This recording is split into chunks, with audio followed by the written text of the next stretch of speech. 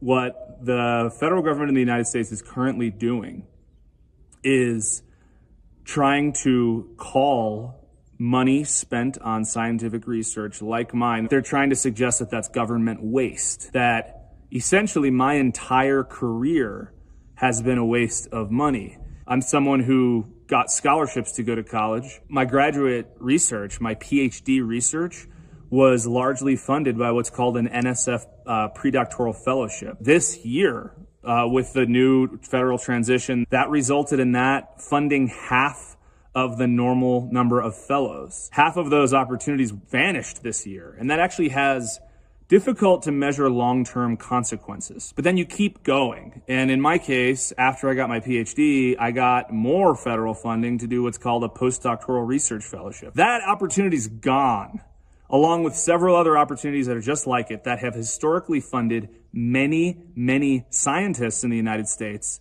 so that they could continue to become better at their jobs, become, again, world leaders in their area of research that they specialize in, which has historically made America a STEM powerhouse. Leaders in science, technology, engineering, and mathematics.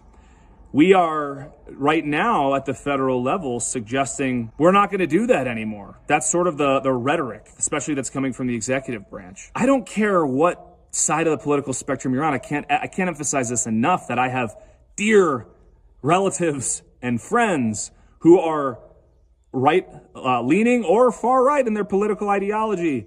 And I love these people.